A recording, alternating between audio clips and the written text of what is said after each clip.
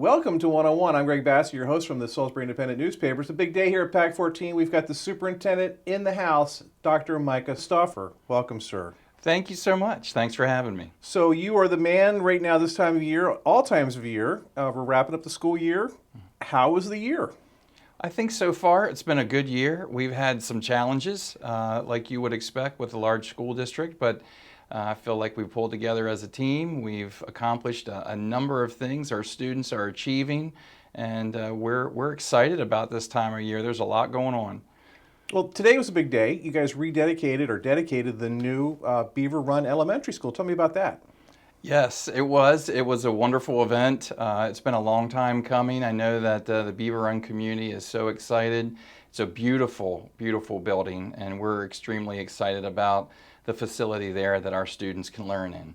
Now, I remember a bunch of years ago, and it doesn't seem like that long ago, 5, 6 years, maybe longer, but we were doing a tour of that school, and you were there, and I remember thinking, like, the public's not going to support a change for this school. There was, controversy with some of the new schools, but that opposition never really materialized. The correct school was able to be built there, and that was the most decrepit conditions of any of the elementary schools that I ever saw in the county at Beaver Run.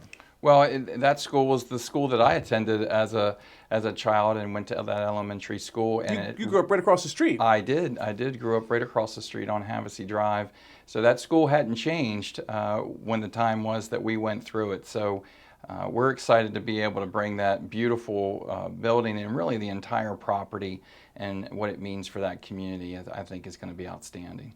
What do you say to people who are kind of critical about building the nice schools? I think it helps the morale of the students and the teachers. Oh, absolutely. It makes every bit of difference to everybody that's involved. The students, the staff, going to a facility of that nature makes a huge difference. And I think that what we're able to do programmatically when we are able to build new buildings, because times have changed. So, as we evolve in education, to have a building of that nature and that quality really helps everybody. The morale of the building and the achievement that we see in our students, just the excitement to be able to go to school every day and work in a facility like that is amazing.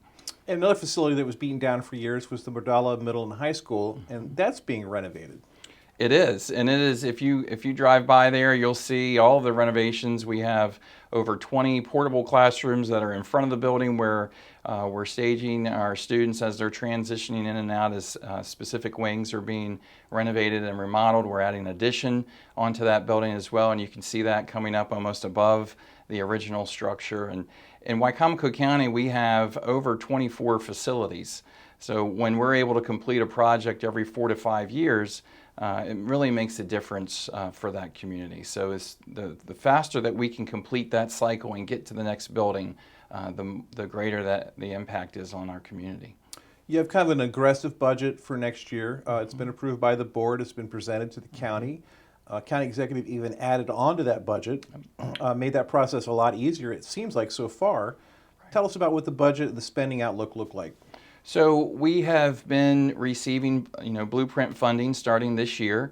It does come with a number of requirements, so additional staff, additional programs, additional instructional programs that we're looking at as we go forward. But it really doesn't account for inflation.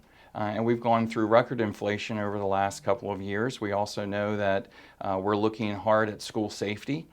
We want to add more school resource officers in our schools, and with the addition to the budget that we've been able to propose and carry forward through our county executive, we're hoping that our county council will approve that.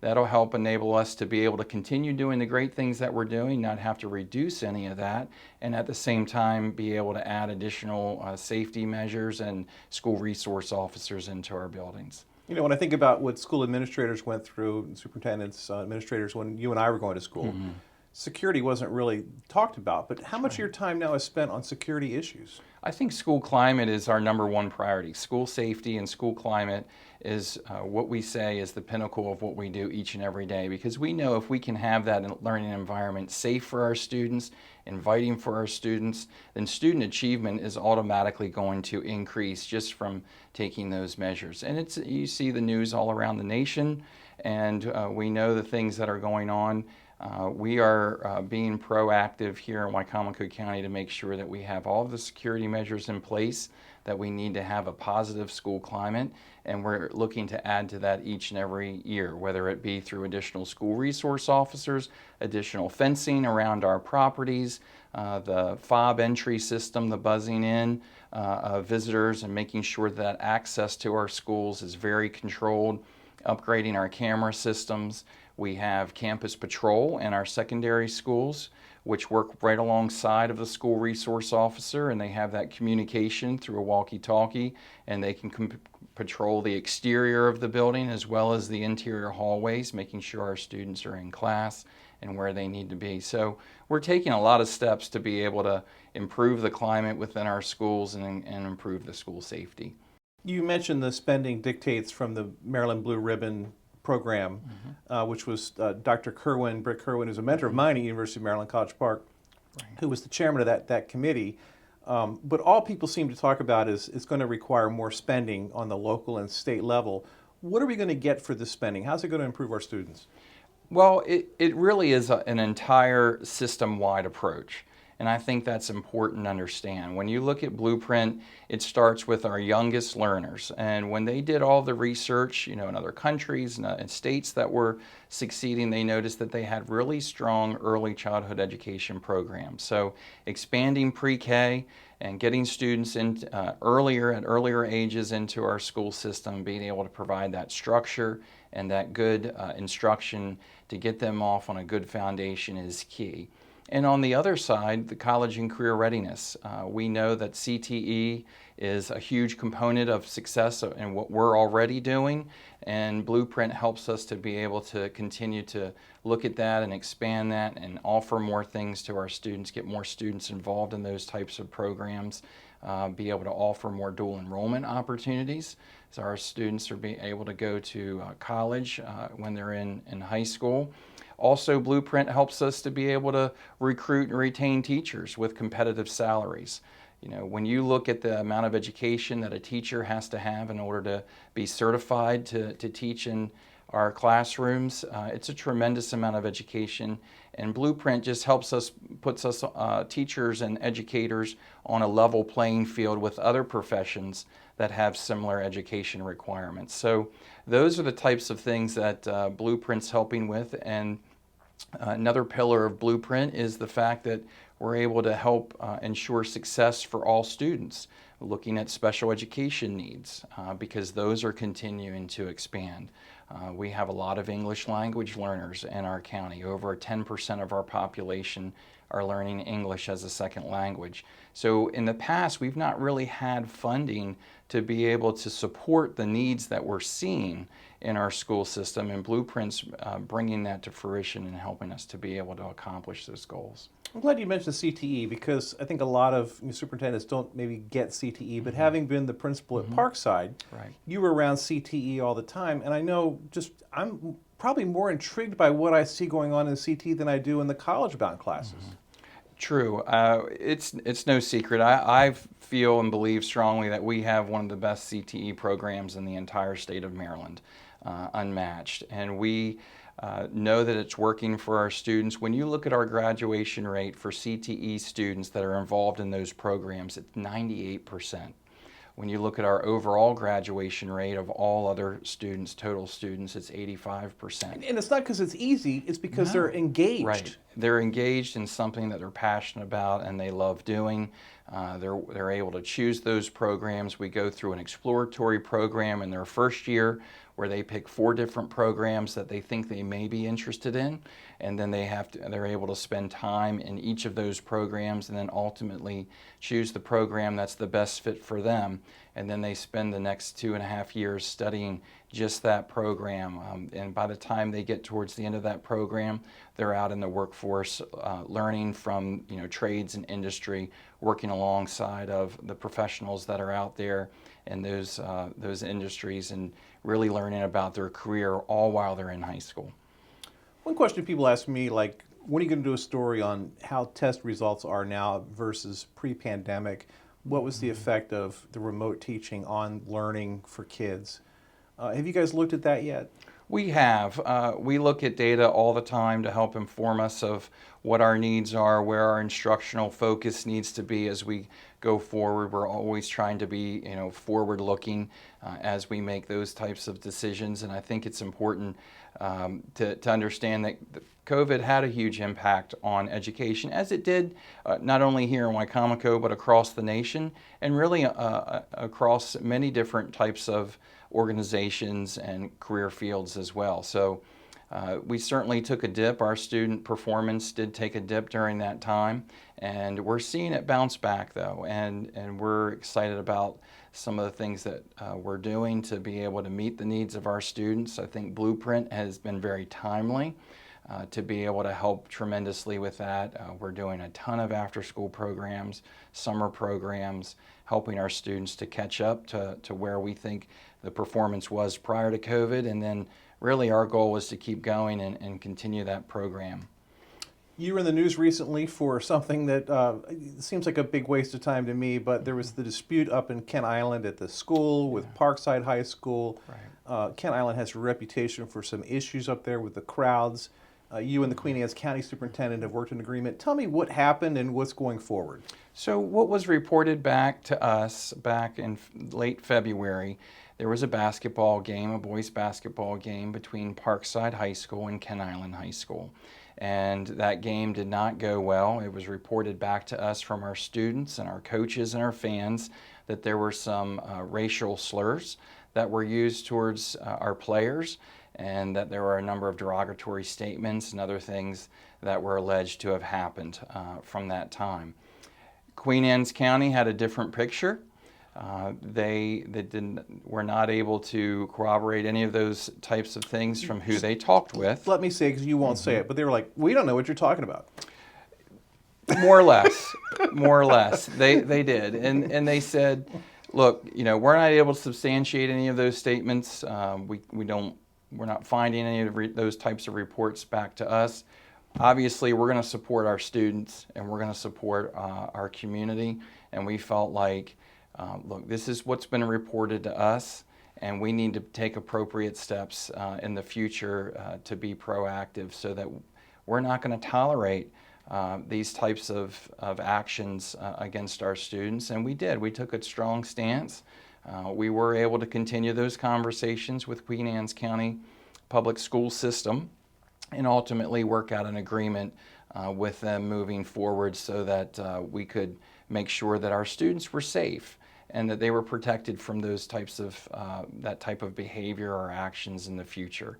We also wanted to make sure that we had asked for an independent investigation, and we went through a number of avenues to be able to make that happen so that we could get towards some type of resolution. Ultimately, that was not able to come to fruition, but at the same time, we went forward with an agreement that we felt like our stance was, had that independent investigation happened and had those results come back substantiating what was reported to us, we want to put an agreement in place that would reflect that.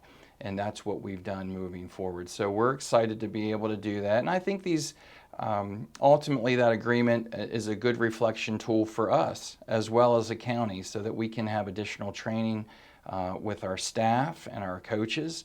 We can let officials know what our expectations are. We'll make sure that we are appropriately supervising all games and that we work with our students, most importantly, knowing what our expectations are, what we would not tolerate moving forward. And ultimately, extracurricular activities are a privilege, and that's something that we want to be able to offer our students, but they need to understand that that comes with a responsibility to do the right thing. Yeah, I went to school in Wicomico County. I never appreciated it, but once I became a parent, I was able to learn that these other schools really respect Wicomico County, and when they come to Salisbury to play, it's a big deal for them. They're playing one of the Salisbury teams, and when the Salisbury team comes to their gym or field, it's a big deal. That's right. So there's Wicomico schools are in a spotlight on this. Well, I played sports as a student coming through Wicomico County Public Schools. My children do as well. Ultimately, at the end of the day, we always want to win. That's always a good thing. But at the same time, in my position where I am now, and ultimately where our staff and our teachers and our coaches are, I think the most important thing for us at the end of the day is to make sure that we're teaching our students good sportsmanship. All of the other lessons that are learned while you're practicing for a sport, while you're competing in a sport, that's the most important thing for us. And we wanted to make sure that we have a plan in place moving forward that's going to promote that. And not only for our own students, what we want to see from them, but also in the competitors that we face on the field and what we would expect from them as well. I know you've worked really hard on transparency within the system. One of the transparency exercises is you give that state of the schools every year where you go out in public and you talk about what's going on, you take questions from the crowd. It's one of those things to excite the business community, make sure they're supportive of public education. Right. You just had that event. It's on Pac 14 if anybody wants to watch it. It's also on YouTube. Tell us about how that went and what was your message? So it went great, and I appreciate the Salisbury Area Chamber of Commerce providing that opportunity for us as a school system to be able to get out there and articulate how we're doing as a school system and where we're going, so that we can be transparent to our community and know what we're working on. When I first came in as superintendent, I came in with a superintendent entry plan. And a big part of that plan was in two phases. One was listening to our community, engaging with our community, all stakeholders, students, staff, parents, community members, business leaders, elected officials. And I spent a number of months when I came in doing that, surveying them, asking them questions, letting them know where we are as a school system, and then getting their feedback most importantly. And then the second phase was taking all of that feedback. We had hundreds of responses, well over 1,000 different data points that we looked at, and from there as a team, and I got to give my team kudos, because I have a tremendous team, both from my senior leadership team with Dr. Briggs as our Chief Academic Officer, Mrs. Kim Miles as our Student and Family Services Assistant Superintendent, as well as Dr. Brian Rager as our Chief Finance and Operations Officer, and then all of the departments that we have within our school system as well. Really from the classroom all the way through in different areas of our school system, work together to take that input, take all of that information, and create a plan that we're very proud of moving forward. So you have a list of priorities. What were they? So in State of the Schools, I went through 5 priorities that we're going to focus on moving forward as a school system. One I've mentioned, school climate and safety, priority number 1. Priority 2 is student achievement. And also looking at going forward, we want to be able to offer additional opportunities to engage students. That's another priority. Also want to make sure that we're recruiting and retaining the best workforce that we can across our entire school system. And then lastly, we want to make sure as a priority moving forward that we're engaging our parents and community and involving them in the process. So those were the 5 areas that I really outlined in the State of the Schools, and the things that we're going to be focusing our efforts on as we move forward. Talk about parents, because there was a story in the New York Times today about New York City schools are coming up with a new way to teach kids how to read. And I remember I was thinking, the schools didn't teach me how to read. My parents taught me how to read. Has it changed that much?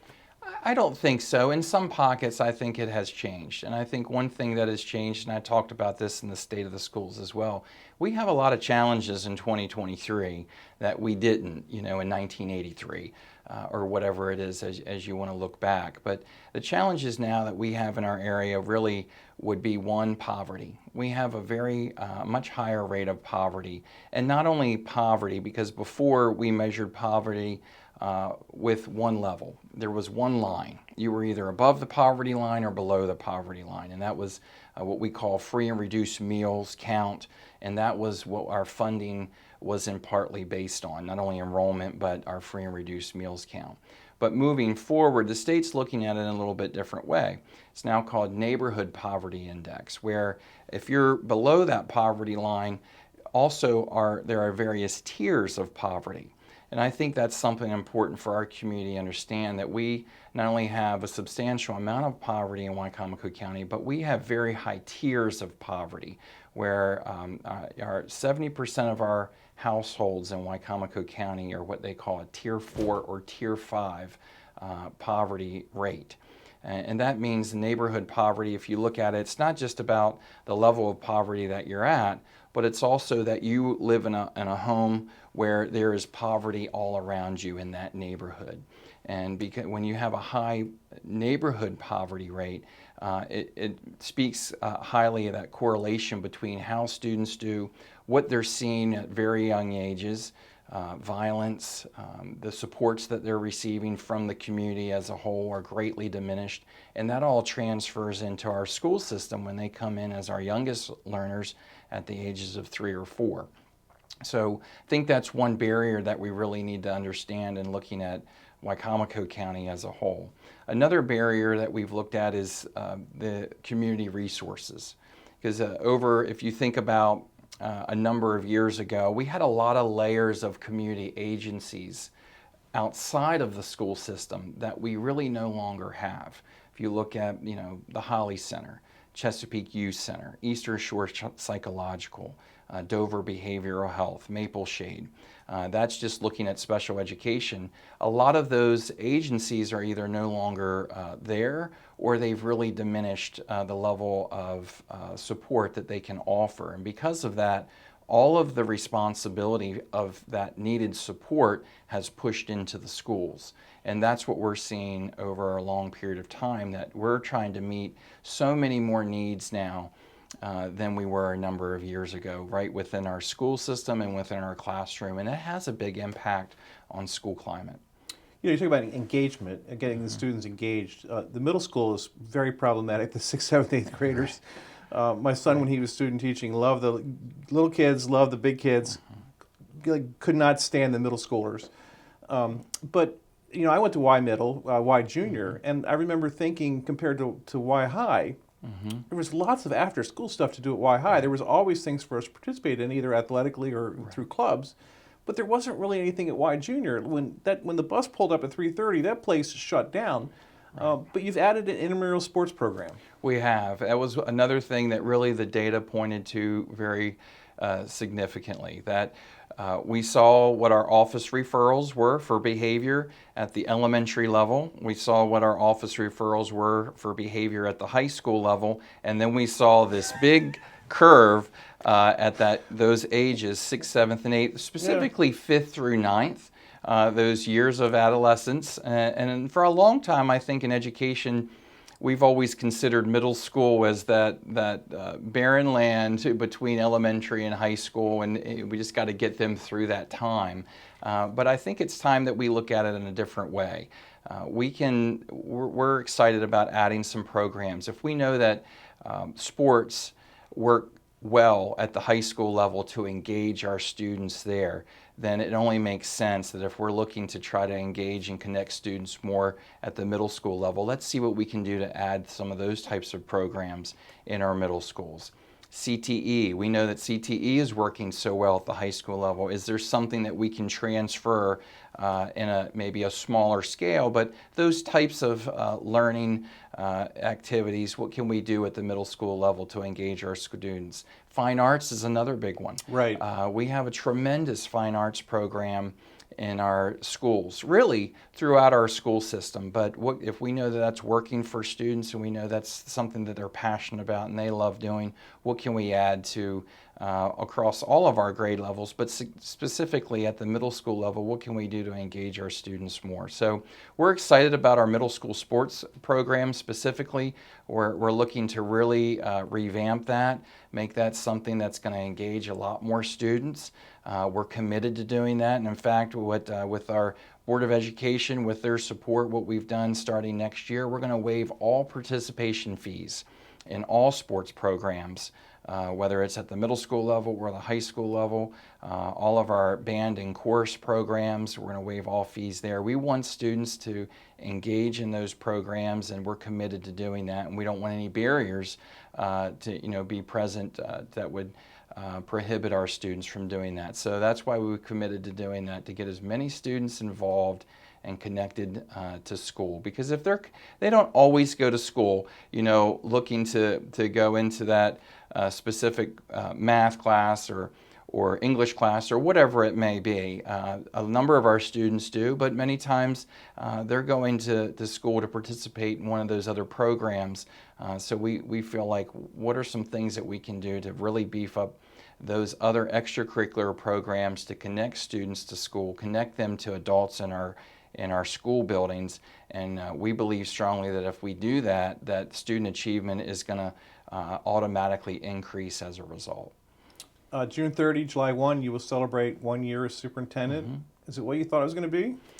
I believe so. I obviously knew there were going to be a number of challenges that we had to face as a team, and it's a matter of leading our team through those challenges.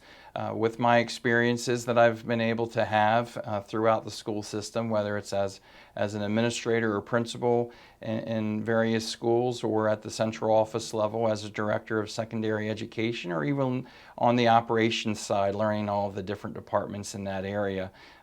Obviously, I do rely on the great team that we have. I think that's very important, but I'm pleased with how things are going, but I'm looking forward to making improvements in the areas where I know we need to make improvements, and that's a commitment that I'm strongly behind, and I believe my team is strongly behind, and we know the things that we need to do in order to make it better, and we're committed to doing that. He's Dr. Micah Stauffer. He's the superintendent for the Wicomico County School System, and we're thrilled he had time to be with us here today. Thanks so much for being here. Thank you so much for having me. I'm Greg Bassett from the Salisbury Independent newspaper. Another edition of 101 right here on PAC 14.